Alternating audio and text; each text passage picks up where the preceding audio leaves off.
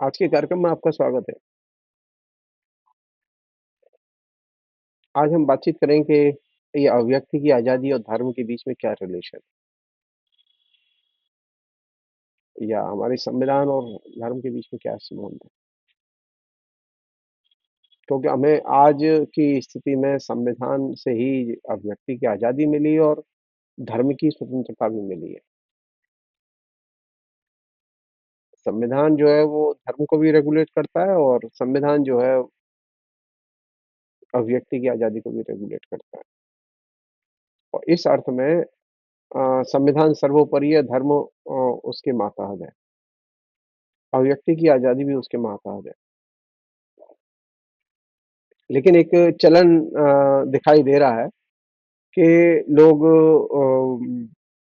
पहले 1-2 बातें अभिव्यक्ति की आज़ादी के प्रसंग में कि सत्ता की तरफ से अभिव्यक्ति की आज़ादी को विभिन्न तरीकों से नष्ट करने की या संकुचित करने की या सेंसरशिप की कोशिशें की जा रही हैं। मेरा मानना है कि अभिव्यक्ति की आज़ादी पर किसी भी तरह की बंदिश नहीं होनी चाहिए। और जब मैं कह रहा हूँ किसी भी तरह की बंदिश नहीं होनी चाहिए तो ये चीज़ जितनी आरएसएस के संगठनों पर लागू होती है, इस्लामिक संगठनों पर लागू होती है, उतनी ही वह तमाम डेमोक्रेटिक ऑर्गेनाइजेशंस पे लागू होती है कि उन सबको पूर्ण आज़ादी होनी चाहिए अभिव्यक्ति की। लोकतंत्र में विचारों का प्रचार-प्रसार करने अपने-अपने उसमें लोकतंत्र विरोधी विचार भी हो सकते हैं। उसमें सरकार विरोधी भी विचार हो सकते हैं और उसमें वे विचार भी हो सकते हैं जो कि सरकार के समर्थन में है, लोकतंत्र के समर्थन में है, सत्ता के समर्थन में है। ये तरह-तरह के दृष्टिकोण और तरह-तरह की विचारधाराओं के प्रचार-प्रसार की संविधान में व्यवस्था है।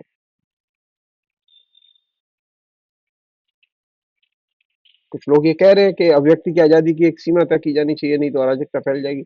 मैं उनकी इस राय से सहमत नहीं हूँ। असल में ये अराजकता फैल जाएगी, देश की स्वतंत्रता खतरे में पड़ जाएगी, अखंडता खतरे में पड़ जाएगी। ये जो तमाम बातें हैं, ये अभिव्यक्ति की आज़ादी को कुचलने के बहाने हैं।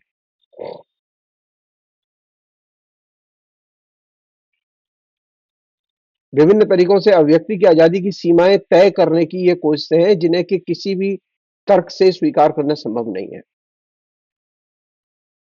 कायदे से हमें अभिव्यक्ति की आज़ादी का विस्तार करना चाहिए, उसकी सीमाओं को तोड़ना चाहिए। लेखकों, कलाकारों, बुद्धिजीवियों ने अपने तरीके से ये काम किया है, अपनी क्रिएटिव राइटिंग के ज़रिए ये काम किया है, लेकिन मुसीबत ये है कि सरकार इस काम में मदद नहीं कर रही। एक और चीज़ है जो कि बेसिक चीज़ है, कम्युनिकेशन सरकार नहीं करती, आम जनता करती है और जो सामान्य कम्युनिकेशन है, वो सीमाएँ नहीं मानता। अब याद कीजिए एक ज़माना था औरतें पर्दे की आड़ लेकर घूँघट में से बोलती थीं, लेकिन बोलते हुए आज यहाँ तक चली आई हैं कि उसकी हम कल्पना भी नहीं कर सकते। वो घूँघट में नहीं बात करती, सिर्फ़ सीधे खड़े होके आँख में आँखें डाल के बात करती हैं।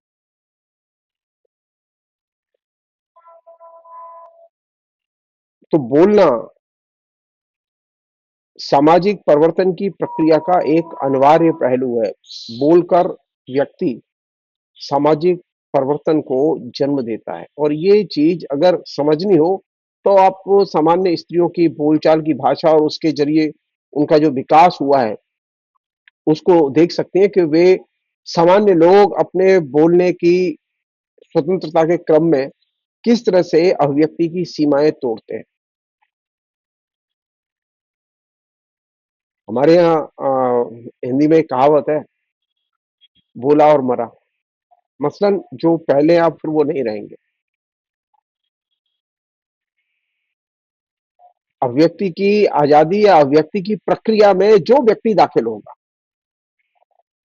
वह देर-सवेर अभिव्यक्ति की दीवारों को तोड़ेगा।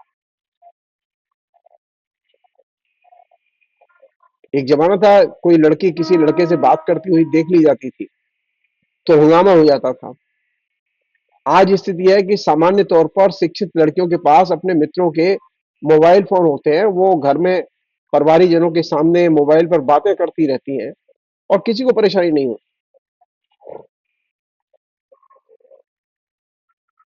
ये बात कहने का तात्पर्य है कि अभिव्यक्ति की आज़ादी या अभिव्यक्ति एज़ ए सच वो सीमाएँ नहीं मानती। आप चाहे जितने कानून बनाइए, आप चाहे जितने आदेश लागू कीजिए, वो लोग अपनी अभिव्यक्ति की आज़ादी के लिए, उसके कम्युनिकेशन के लिए, उसके संप्रसारण के लिए वो नए रास्ते खोज लेंगे। सरकारी बंदिशें उनके लिए बेकार होंगी। आप चाहे जितनी बंदिशें लगाइए। एक अन्य चीज़ है, जो महत्वपूर्ण चीज़ है। पता नहीं आप लोग कैसे सोचते हैं, लेकिन मेरी ये धारणा है कि अभिव्यक्ति की आज़ादी के विकास का बहुत गहरा संबंध धर्म की स्वतंत्रता के विकास से है। हमारे यहाँ धर्म का जितना प्रचार-प्रसार बढ़ा, अभिव्यक्ति की स्वतंत्रता उतनी ही ज़्यादा घनीभूत होती गई।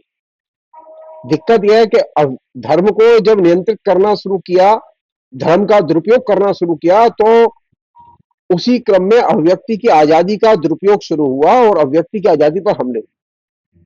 धर्म को जिन्होंने भ्रष्ट किया, धर्म का जिन्होंने राजनीतिक दुरुपयोग किया, उन्होंने ही अभिव्यक्ति की आज़ादी पर हमले किए, क्योंकि धर्म बाय नेचर, वो कोई भी धर्म हो, बाय नेचर धर्म नियम नहीं मानता।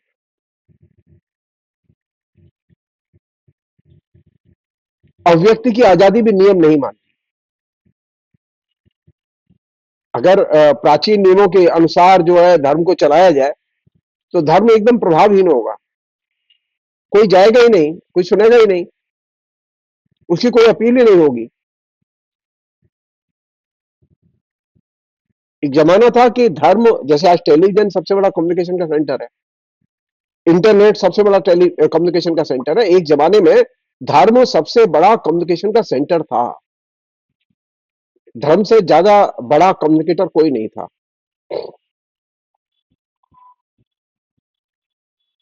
प्राचीन काल में, उसके पहले धर्म ही एक तरह से कम्युनिकेशन था। बाकी तो कम्युनिकेशन के रूप बहुत बाद में आए। और इस दृष्टि से देखें तो धर्म की धार्मिक भूमिका कम रही है, कम्युनिकेशन की भूमिका ज़्यादा रही है। पता नहीं क्यों धर्म के साथ में धार्मिकता को गड्ढे-मड्ढे करके कम्युनिकेशन को सेकेंडरी बना दिया गया, जबकि धर्म का बुनियादी कर्म था कम्युनिकेशन करना। धर्म का बुनियादी कर्म कर्मकांड करना, तमाम किस्म संस्कार करना, धार्मिकता का प्रचार करना, ये धर्म का काम नहीं था।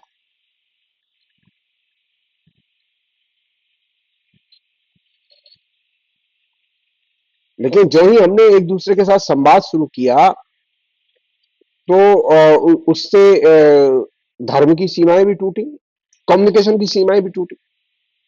आज भी आज भी जब आप एक से दूसरे के साथ संवाद करते हैं, तो कम्युनिकेशन की सीमाएं टूटती हैं।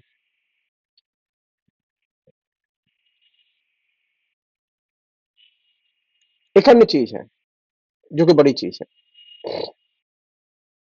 आप हिंदू धर्म को उठा के देखिए, वैदिक काल से आधुनिक काल तक, अगर आप धर्म के ढांचे को देखें, तो धर्म के ढांचे में कौन महान है, कौन बड़ा है? भगवान बड़ा है या भक्त बड़ा है? सारे भक्ति आंदोलन के साउथ से लेके नॉर्थ तक भक्त कवियों की एक ही धारणा थी कि भक्त जो है भगवान से बड़ा है। जबकि और जो दूसरे धर्म है, उसमें इस्लाम है, उसमें और भी संप्रदाय है, उनमें भगवान बड़ा है, बाकी उसके माता है। लेकिन भारत में जो हिंदू धर्म है और उसकी जो परंपराएं हैं, जो विशाल परंपराएं हैं, उसमें भगवान नियंता नहीं है, भक्त भक्त नियंता है।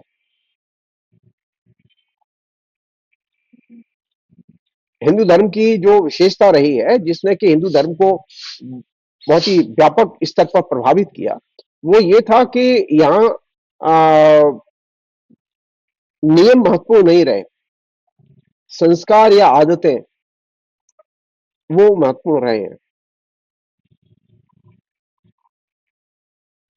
और जहां संस्कार और आदतें महत्वपूर्ण है, वहां शारीरिक नियंत्रण में रखना चीजों को, धर्म के नियंत्रण में शरीर को रखना, व्यक्ति को रखना संभव नहीं।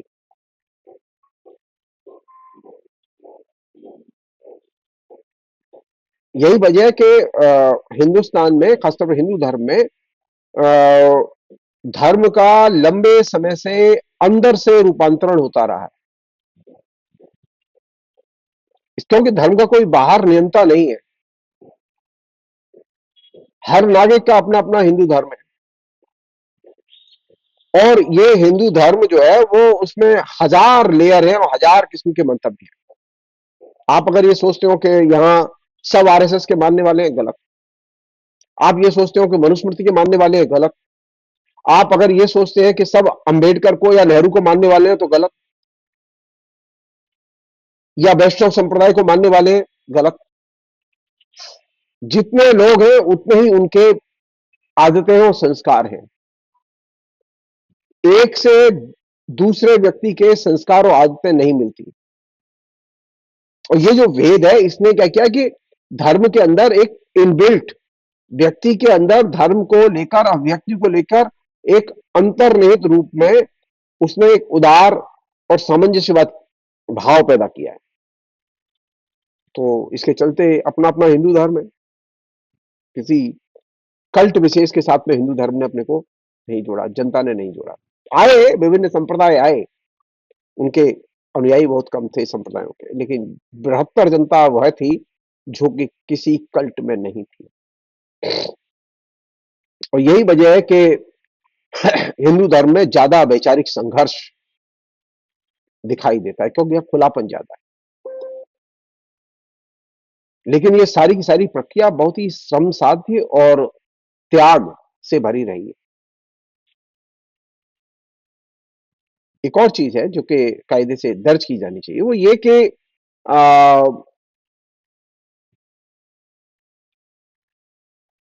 जिस तरह से हिंदू धर्म में खुलापन है, उसको एक तरह से संकुचित करने की और बांधने की कोशिश हो रही है, जो कि सफल नहीं होगी। इस्लाम में ये प्रॉब्लम है, वहां नियंता है, और नियंता के प्रति हर मुसलमान को समर्पण करना, उसके नियमों के अनुसार आचरण करना जरूरी है। लेकिन हिंदू धर्म में तो हिंदू आचरण के लिए नियम मानता ही नहीं है, और ये बहुत बेसिक फर्क है।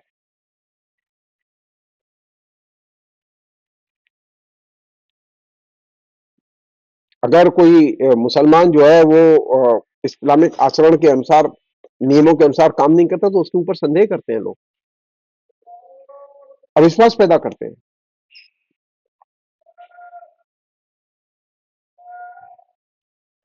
और यही वजह है कि इस्लामिक देशों में अव्यक्ति की स्वतंत्रता नहीं है, क्योंकि अव्यक्ति की स्वतंत्रता की जगह इस्लाम में नहीं है।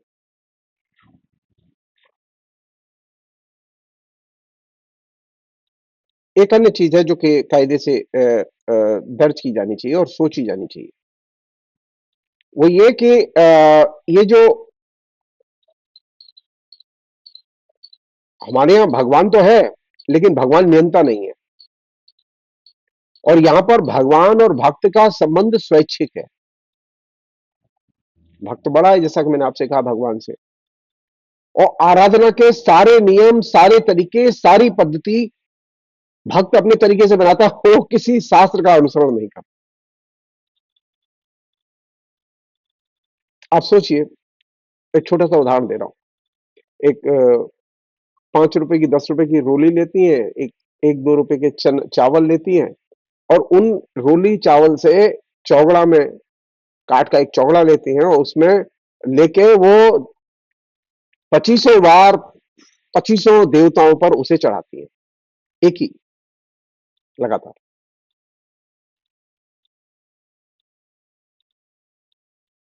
नियम से ये नहीं होना चाहिए, एक देवता की पूजा एक देवता पे ही चढ़नी चाहिए, लेकिन हिंदू मानते नहीं है। औरतें बिल्कुल नहीं मानती। तो यहाँ आदतों संस्कारों में हिंदू नियम तोड़ने का एक तरह से रिवाज है। यहाँ कोई नियम नहीं है। भगवान और उसके नुमाइंदे तय नहीं है यहाँ। यहाँ हर आदमी भगवान का नुमाइंदा है। और यही वजह कि यहाँ सबसे ज्यादा मत भिन्नता है। वहां सिर्फ इस्लाम में सिर्फ एक है, अल्लाह है। और हमारे यहाँ हमारे यहाँ तो 33 करोड़ देवता तो मुहावरा है, लेकिन जितने गांव है उन सब में अलग अलग देवता मिल जाएगा आपको, और एक से अधिक देवता मिल जाएंगे।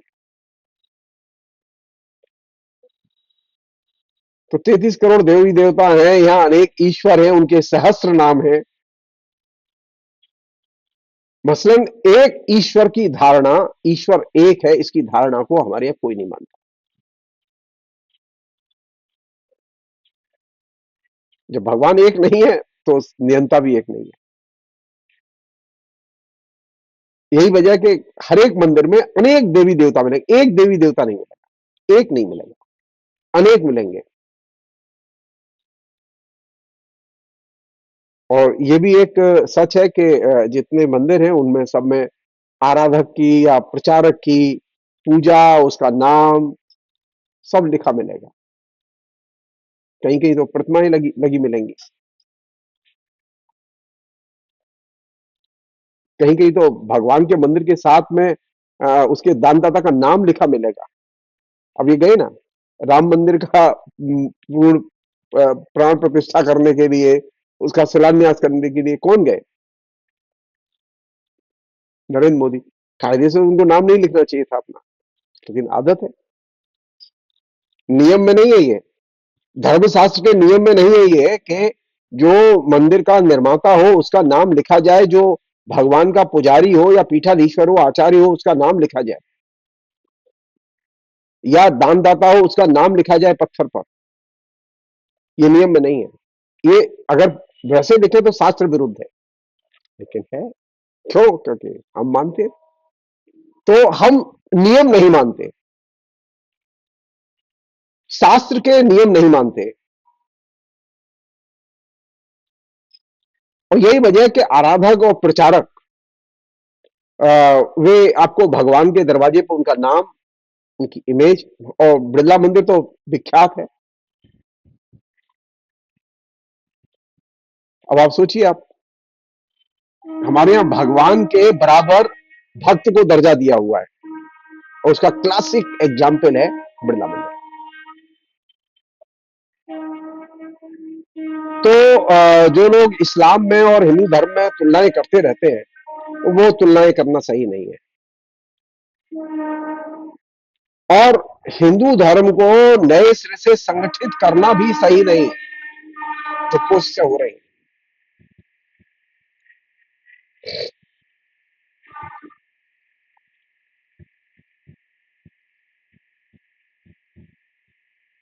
हिंदू धर्म में संस्कार है, तो इस संस्कार के नाते जब मंदिर के सामने से कोई गुजरता है, कोई अच्छा मंदिर होता है, फेमस मंदिर होता है जिस पर के लोग जाते आते हैं, उसके सामने से हिंदू जब रोड से गुजरता है तो नमस्कार करते हुए गुजरता है, ये उसका संस्कार है। लेकिन मस्जिद और गिरजाघर के सामने से गुजरने वाला ईसाई या मुसलमान, वो नमस्कार करते हुए नहीं गुजरता। तो हमारे ईश्वर जो है वो आदत का हिस्सा है, संस्कार का हिस्सा है। वो नियंता कभी नहीं रहा ईश्वर हमारे यहाँ हिंदू समाज का। और ये जितने संप्रदाय हुए, और इन संप्रदायों के जितने संत हुए, प्रचारक हुए, इन्होंने कोई संहिता नहीं बनाई कि साहब इसी का उनके अनुयायी पालन करें। नहीं, ऐसा नहीं है। एक आदमी बनाने की कोशिश की, लेकिन वो मिजरेबली फेल। ये जितनी भी संहिताएं हैं, जितने भी धर्म के तमाम रूप है, नियम है, ये बहुत बाद में आए। एक अन्य चीज है जो कि बहुत महत्वपूर्ण चीज है, वो ये कि हिंदू धर्म में भगवान की प्रार्थना भी कर सकते हैं और भगवान की आलोचना भी कर सकते हैं। और अगर आप भगवान से नाखुश हैं तो अपने लिए नया भगवान भी खोज सकते हैं या भगवान को त्याग भी सकते हैं। चाहे तो नए भगवान का पूरा तामझाम खड़ा कर सकते हैं। एक और चीज, हिंदू धर्म की कोई किताब ऐसे नहीं है जो कि सारे हिंदुओं पर लागू हो, जिसमें दंड का प्रावधान हो। कोई कानूनी किताब नहीं।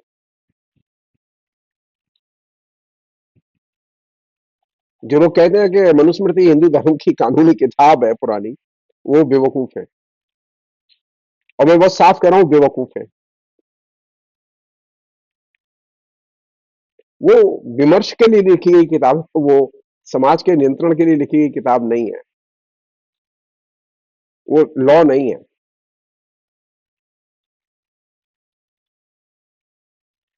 मनुस्मृति के अनुसार कभी दंड नहीं दिए गए। सामाजिक दंड की कोई संहिता नहीं रही है। पहली बार हिंदुस्तान के इतिहास में भारतीय दंड संहिता अंग्रेजों के जमाने में बनी और आई। मनुस्मृति थी, और भी स्मृतियां थी, कोई उन्हें मानता नहीं था। जो लोग मानते थे वो सीमित लोग थे, सारे देश पर उनका कोई असर नहीं था।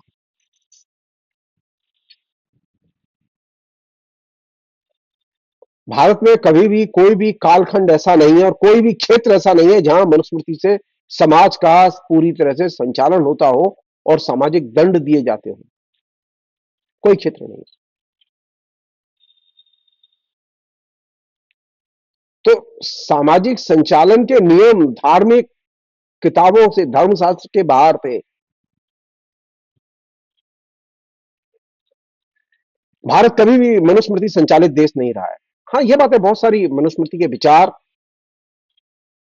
मनुस्मृति में प्रचारित जीवन मूल्य, वे भारतीय समाज में और हिंदू समाज में रहे हैं, आज भी हैं।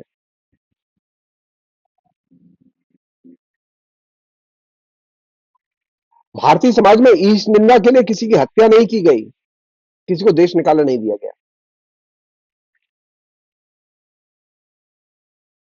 हाँ, कोई ईश्वर की आलोचना करे, निंदा करे, तो उसके खिलाफ क्या क्या किया जाए इसका प्रावधान तो है, लेकिन कभी इसे लागू नहीं किया गया। लेकिन अब तो ईश निंदा पर कानून है, अब ईश निंदा करना अपराध है।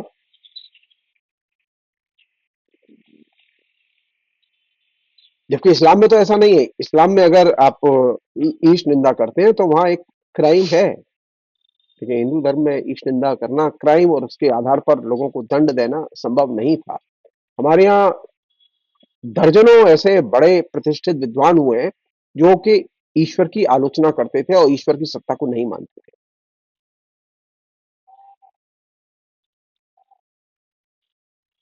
एक और चीज है, और बहुत महत्वपूर्ण चीज है,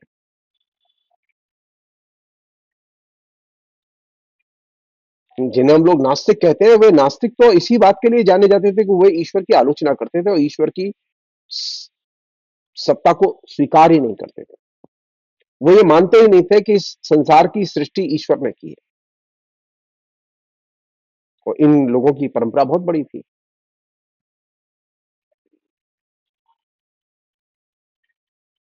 तो हमारे ईश निंदा जो है वो एक तरह से परंपरा से अर्जित अधिकार है जो कि हर नागरिक को मिला है।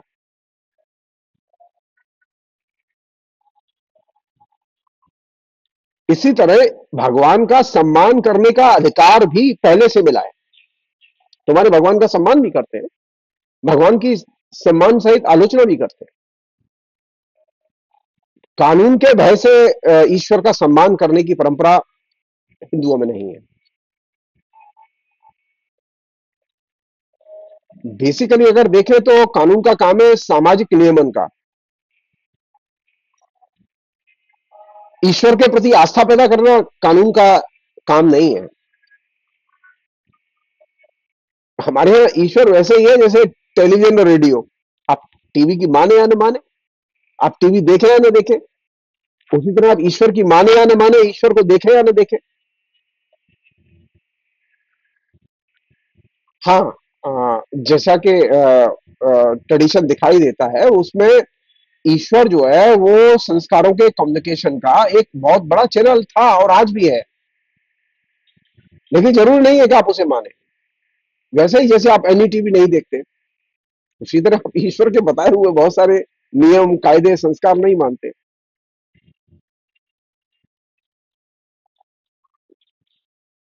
लेकिन एक नया ट्रेंड दिखाई दे रहा है कि जो कि ईश्वर के नाम पर सामाजिक दमन, अभिव्यक्ति का दमन, सामाजिक नियंत्रण करने की कोशिश कर रहा है और वो बहुत छोटा व्यक्ति समूह है। लेकिन वो कभी भी विस्फोटक रूप ले सकता है और ये फंडामेंटलिस्ट लोग हैं जो कि धर्म की सत्ता को सर्वोपरि सत्ता मानते हैं। वो लोकतंत्र की सत्ता को सर्वोपरि सत्ता नहीं मानते। उनके लिए धर्म प्रथम है, संविधान गौण है। और ये खतरनाक लोग हैं, इनसे सावधान रहने की जरूरत है। वे कोशिश करते रहते हैं फंडामेंटलिस्टों की तरह सोशल कोड को, सामाजिक दंड को लागू करने की। वो कोशिशें सफल नहीं हो सकती। एक अन्य चीज,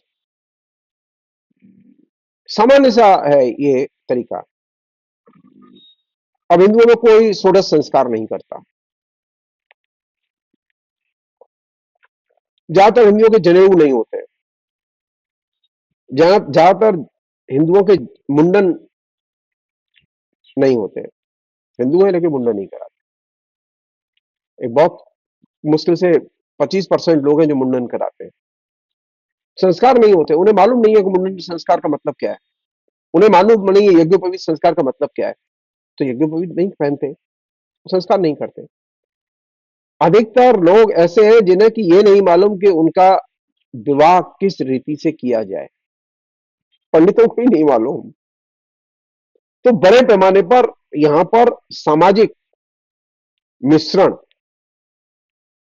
और परंपराओं के और नियमों के बाहर जीने की आदत सैकड़ों वर्षों से चली आ रही है।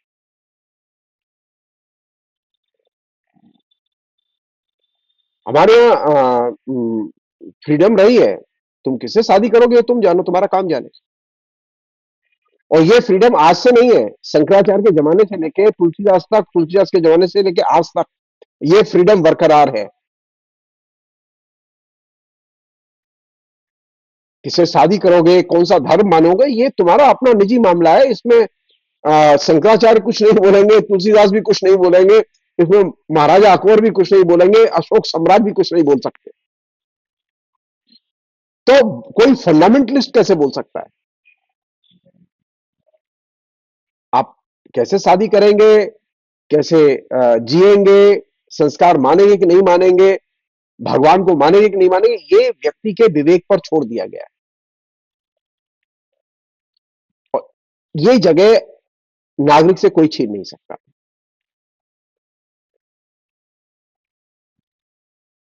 और ये बात मैं इसलिए कह रहा हूं कि जिस तरह से आप कम्युनिकेशन को बांध नहीं सकते, उसी तरह धर्म को बांध नहीं सकते। कम्युनिकेशन का नियम है तोड़ना, और धर्म का नियम भी है तोड़ना। धर्म जो है आचरण के जरिए तोड़ने का काम करता है, और कम्युनिकेशन भी जब आप बात करते हैं, आचरण में जाते हैं, कम्युनिकेशन का इस्तेमाल करते हैं, तो वह भी तोड़ने का काम करता है, परिवर्तन का काम करता है, पुराने को नष्ट करता है।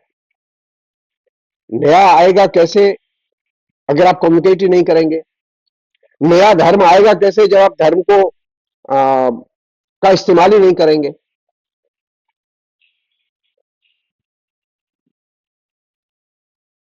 तो जिस तरह से आप कम्युनिकेशन को नियमों में नहीं बांध सकते, उसी तरह आप धर्म को भी नियमों में बांध नहीं सकते। हाँ, कुछ अपनी सुविधा के लिए व्यवस्थाएं कर सकते हैं, लेकिन नियम नहीं बना सकते उसे।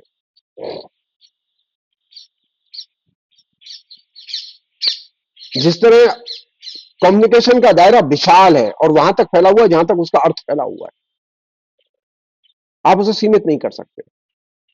उसी तरह धर्म का दायरा भी बहुत विशाल है, आप उसे सीमित नहीं कर सकते। धर्म का मतलब आरएसएस की शाखाएं नहीं है। धर्म का मतलब ये संत महंत कल्ट गुरुओं के प्रवचन नहीं है। धर्म का मतलब वह है कि जो आप धारण करते हैं, जिसका आप आचरण करते हैं, वही धर्म है। अगर आपका आचरण यह है कि आपको सुबह से शाम तक कभी पूजा करने की जरूरत नहीं पड़ती, तो यही धर्म है आपका। और अगर आपको ये लगता है कि नहीं, नहाने के बाद पूजा करनी चाहिए, तो आप पूजा कर सकते हैं, ये धर्म है आपका। लेकिन ज्यादातर लोगों के पास तो समय ही नहीं है पूजा करने के लिए और भगवान का स्मरण करने के लिए। तो क्या हम उन्हें अधार्मिक माने? नहीं। धर्म का मतलब है धारण करने का विचार। आप कौन सी चीज धारण करते हैं, किन चीजों का आचरण करते हैं। अब एक क्रिमिनल है, उसका धर्म जो है वो अपराध करना है। एक प्रोफेसर है, उसका धर्म जो है ज्ञान बांटना है, पढ़ना है, पढ़ाना है। एक सटोरिया है, उसका काम सट्टा खेलना है और सट्टे खेलने के लिए मोटिवेट करना है, ये उसका धर्म है। हर व्यक्ति के धर्म के दायरे अलग अलग है। वो खाली धार्मिक दायरे में ही धर्म नहीं रहता। धर्म जीवन का बहुत ही महत्वपूर्ण और अंतर्ग्रथित हिस्सा है, और ये हमारे आचरण की अभिव्यक्ति है। इसमें भगवान हो सकता है, इसमें भगवान नहीं भी हो सकता। इसमें व्यवस्था के लिए नियम भी हो सकते हैं, इसमें व्यवस्था के नियम नहीं भी हो सकते हैं, और व्यवस्था के नियम टूटते हैं, क्योंकि वह सबसे ज्यादा फ्लेक्सिबल है। और क्यों फ्लेक्सिबल है? क्योंकि आचरण, धर्म का आचरण धर्म की सीमाएं तोड़ता है। कम्युनिकेशन का उपयोग कम्युनिकेशन की सीमाएं तोड़ता है, और इसी अर्थ में वो ज्यादा क्रिएटिव होता है, नॉन क्रिएटिव नहीं होता। अब जो लोग सोचते हैं कि धर्म एकदम नॉन क्रिएटिव होता है, तो वो गलतफहमी के शिकार है। आज हिंदुस्तान में बहुत बड़ा बाजार धर्म पर टिका हुआ है, धार्मिक उत्सवों पर टिका हुआ है, धार्मिक इवेंट्स पर टिका हुआ है। कई लाख करोड़ का बिजनेस है धर्म और धर्म से जुड़े हुए बाजार का, धर्म और धार्मिक इवेंट का। वो साधारण बिजनेस नहीं है इसका। तो अगर धर्म की एक इकोनॉमी देखी जाए, तो धर्म की इकोनॉमी बहुत विशाल है।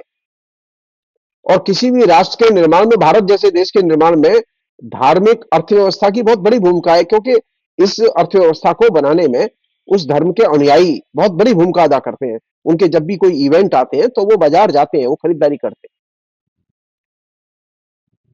तो धर्म खाली एक विचार ही नहीं है, धर्म एक अर्थव्यवस्था भी है, उसका एक इकोनॉमिक बेस भी है।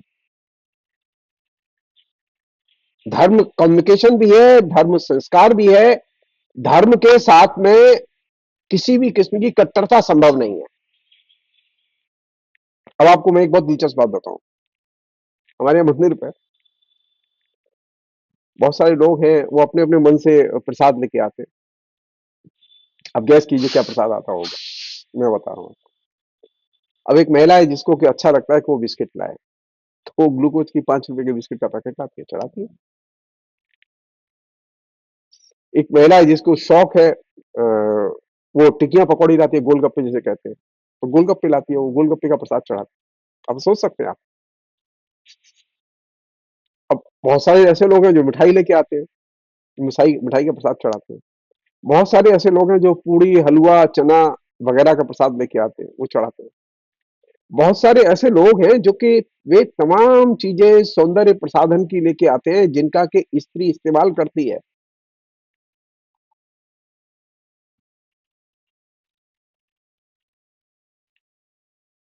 धर्म का कोई नियम नहीं है। भगवान को क्या प्रसाद चढ़ाया जाएगा, इसका कोई नियम नहीं। जिसकी जैसी इच्छा, जिसकी जैसी धारणा, वो वैसे ही आचरण करता है। और ये मास स्केल पर है ये चीज। जो लोग धर्म को नियंत्रित कर रहे हैं और धर्म को संचालित करने का काम करते हैं, वे लोग इस बात को समझें कि धर्म संकुचन में नहीं, व्यापक संप्रसारण में विश्वास करता है। मैं धर्म की एकदम नेगेटिव भूमिका नहीं देखता। हम लोग जानते नहीं है, इसलिए धर्म के खिलाफ बोलते हैं। मैं उन लोगों के राय से सहमत नहीं हूं जो धर्म को एकदम नेगेटिव ढंग से देखते हैं।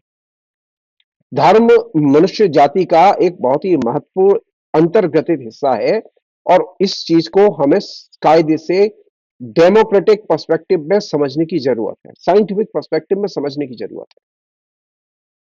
बिना इसके आपको धर्म की भूमिका समझ में नहीं आएगी। फिर आप लिख पाएंगे। बहुत बहुत शुक्रिया। Thank you.